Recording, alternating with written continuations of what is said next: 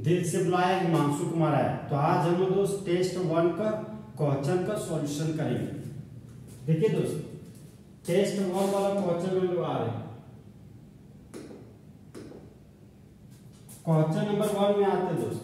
Question number 1 हमारा बोलता है कि कार्बन के 6 ग्राम में उपस्थित मोल की संख्या होती है।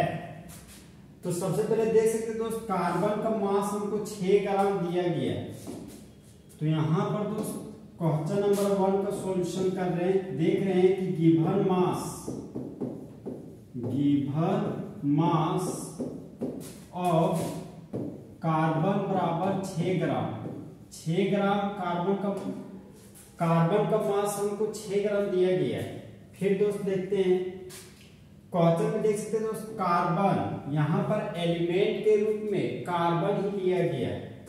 तो सबसे पहले हम दोस्त कार्बन का मोलर मास लिखेंगे। मोलर मास ऑफ कार्बन बराबर, तो सबसे पहले हम आपको बताएंगे दोस्त ये मोलर मास क्या होता है। तो एक मोल के मास को दोस्त मोलर मास कहते हैं और मोलर मास का यूनिट ग्राम पर मोल होता है।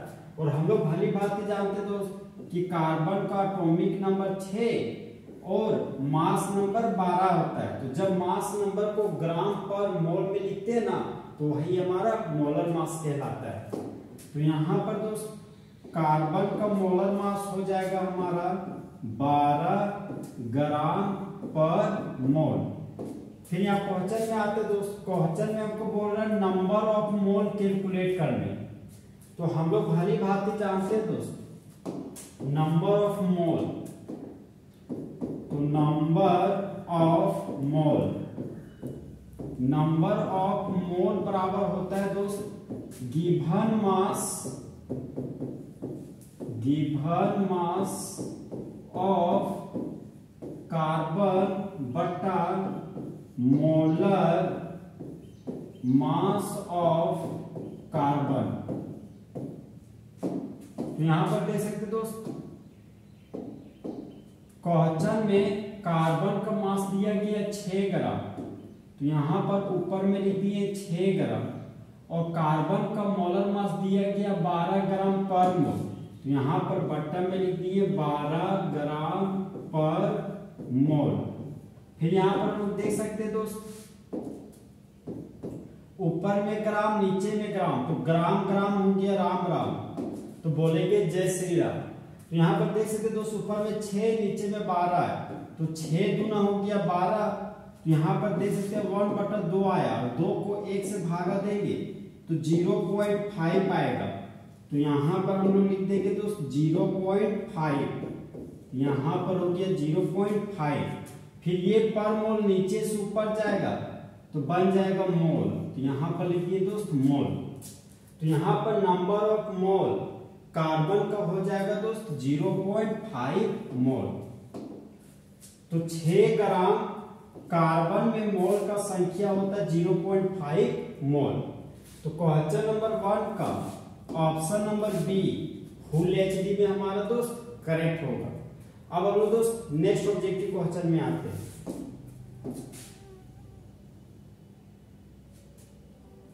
नेक्स्ट क्वेश्चन है दोस्त क्वेश्चन नंबर 2। क्वेश्चन नंबर 2 हमारा बोलता है कि निम्नलिखित में से किसके पास सबसे ज्यादा आयोनाइजेशन एंथैल्पी होता है। तो सबसे पहले हम आपको बताएंगे दोस्त कि ये आयोनाइजेशन एंथैल्पी होता क्या है। तो देखिए दोस्त, ये हो गया हमारा परमाणु। तो परमाणु के सेंटर पार्ट को दोस्त न्यूक्लियस बोलते हैं और न्यूक्लियस का बाहर का रास्ता होता है सर्कुलर। इसी सर्कुलर रास्ता को सेल ऑर्बिट या एनर्जी लेवल कहते हैं। मान लेते दोस्त हम एक एलिमेंट कंसीडर कर रहे हैं जिसका नाम है सोडियम। तो सोडियम का एटॉमिक नंबर 11 होता है। तो फर्स्ट सेल में 2 इलेक्ट्रॉन, सेकेंड सेल में 8 इलेक्ट्रॉन और थर्ड सेल में हमारा 1 इलेक्ट्रॉन होता है। तो यहाँ पर फर्स्ट सेल में 2 इलेक्ट्रॉन, सेकेंड सेल में 8 इलेक्ट्रॉन और थर्ड सेल में 1 इलेक्ट्रॉन है। तो देखिए दोस्त अंतिम सेल में हमारा 1 इलेक्ट्रॉन है और अंतिम सेल को ही वैलेंस सेल कहते हैं। तो जिस तरह इंडिया में रहने वाले सभी ह्यूमन बींग्स को इंडियंस कहते हैं, उसी तरह वैलेंस सेल में रहने वाले इलेक्ट्रॉन को वैलेंस इलेक्ट्रॉन कहते हैं।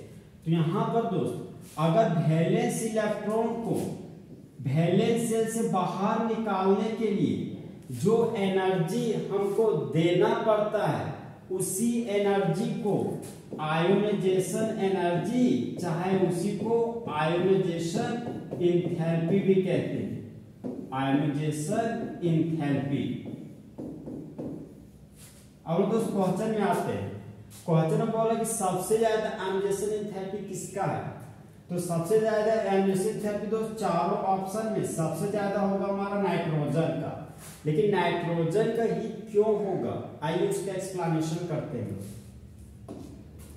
हम जानते हैं भली बात है दोस्त कि नाइट्रोजन का एटॉमिक नंबर 7 होता है। तो सबसे पहले इसका इलेक्ट्रॉनिक कॉन्फ़िगरेशन लिखना पड़ेगा सबसेल वाला ऑर्डर में। तो इसका सबसेल का ऑर्डर हो जाएगा 1s 2s और ये हो गया आपका दोस्त 2p। फिलहाल देख सकते दोस्त नाइट्रोजन का एटॉमिक नंबर 7 है और नाइट्रोजन हमारा न्यूट्रल एटम है। इसका मतलब हो गया कि जितना एटॉमिक नंबर है उतना ही प्रोटॉन का नंबर होगा और उतना ही हमारा दोस्त इलेक्ट्रॉन का नंबर होगा। तो नाइट्रोजन के पास इलेक्ट्रॉन का संख्या हमारा दोस्त 7 है और हम लोग जानते हैं कि एस सबसेल में मैक्सिमम 2 इलेक्ट्रॉन भर सकते हैं और पी सबसेल में मैक्सिमम हम लोग 6 इलेक्ट्रॉन भर सकते हैं। तो फिलहाल 7 इलेक्ट्रॉन भरना तो सबसेल में, तो 1s में 2 इलेक्ट्रॉन भर दिए, 2s में 2 भर दिए, तो 2 और 2 हो गए 4 इलेक्ट्रॉन। अभी भी हमारे पास 3 इलेक्ट्रॉन बचा हुआ है, तो बचा हुआ 3 इलेक्ट्रॉन गया 2p में। अब यहाँ पर भली बात है, देख सकते दोस्त एस सबसेल में एक ऑर्बिटल होता है, एस सबसेल में एक ऑर्बिटल होता है, पी सबसेल में 3 ऑर्बिटल होता है, एक orbital 2 orbital 3 orbital. S subshell में 2 इलेक्ट्रॉन है, तो एक क्लॉकवाइज स्पिन एक एंटी क्लॉकवाइज स्पिन में इलेक्ट्रॉन भर दिए हूल्स रूल के अनुसार। एस सबसेल में 2 इलेक्ट्रॉन है, तो एक इलेक्ट्रॉन को क्लॉकवाइज स्पिन और दूसरे इलेक्ट्रॉन को एंटी क्लॉकवाइज स्पिन भर दिए। फिर सेकेंड सेल के पी सबसेल में 3 इलेक्ट्रॉन है, तो तीनों इलेक्ट्रॉन को सबसे पहले हम लोग क्लॉकवाइज स्पिन में फिलअप किए। अब यहाँ पर देख सकते हैं दोस्त सबसे बड़ा सेल यहाँ पे सेकेंड सेल है, मतलब वैलेंस सेल सेकेंड सेल है, यानी एस सबसेल और पी सबसेल में बड़ा सबसेल पी सबसेल है, इसलिए हम लोग इलेक्ट्रॉन 2p3 से निकालेंगे। तो सेकेंड सेल के पी सबसेल में 3 इलेक्ट्रॉन है और यह जो 3 इलेक्ट्रॉन दोस्त यह हमारा आधा भरा हुआ ऑर्बिटल है, उसको बोलते हैं हाफ फील्ड ऑर्बिटल। अगर पी सबसेल में 6 इलेक्ट्रॉन आता तो उसको बोलते हैं फुल फील्ड ऑर्बिटल।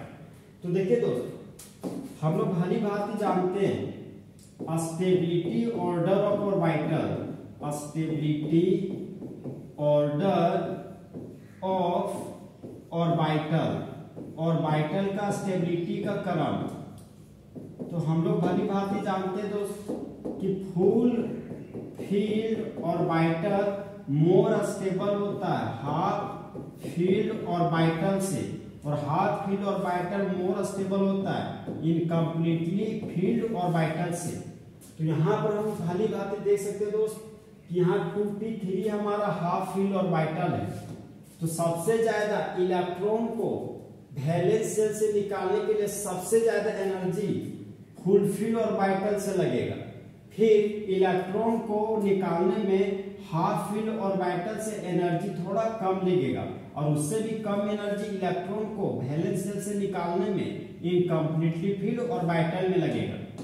तो यहाँ पर देख सकते हैं दोस्त कि हाफ फील्ड ऑर्बिटल को निकालने, हाफ फील्ड ऑर्बिटल हमारा स्टेबल ऑर्बिटल है, इसलिए वहां से इलेक्ट्रॉन को निकालने बहुत ज्यादा एनर्जी का रिक्वायरमेंट होगा। इसलिए हमारा दोस्त क्वेश्चन नंबर 2 का ऑप्शन नंबर ए नाइट्रोजन हमारा फुल एचडी में करेक्ट है। अब हम दोस्त नेक्स्ट क्वेश्चन में आते हैं।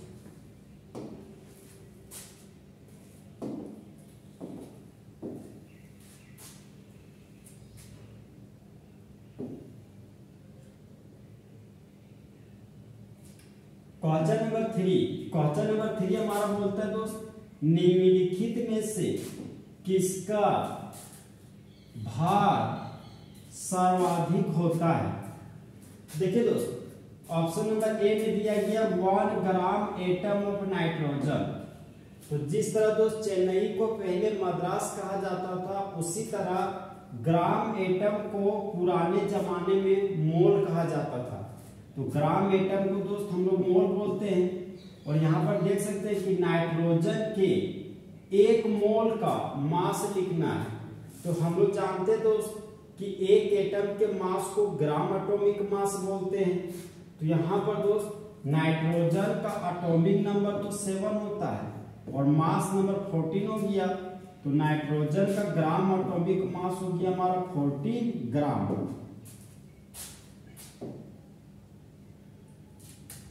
अब हम लोग दोस्तों ऑप्शन नंबर बी में आते हैं। ऑप्शन नंबर बी बोल रहा है 1 मोल सोडियम का मास बताइए। तो सोडियम का एटॉमिक नंबर होता है 11 और मास नंबर होता है 23।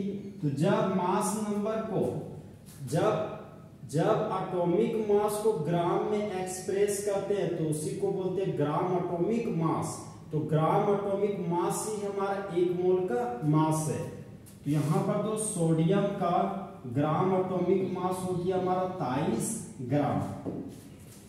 अब लोग दोस्त नेक्स्ट ऑप्शन में आते हैं। नेक्स्ट ऑप्शन में बोल रहा है 1 मोल वाटर का मास निकालिए। देखिए दोस्त, वाटर हमारा मॉलिक्यूल है। तो एक मॉलिक्यूल के मास को ग्राम मॉलिक्यूलर मास कहते हैं। तो यहाँ पर दोस्त वाटर का हमको मॉलिक्यूलर मास निकालना पड़ेगा। तो हम लोग जानते हैं दोस्त वाटर का फॉर्मूला होता है H2O और वाटर हमारा 2 कंपोनेंट से मिलकर बना हुआ है। पहला कंपोनेंट हाइड्रोजन है और दूसरा कंपोनेंट हमारा ऑक्सीजन है।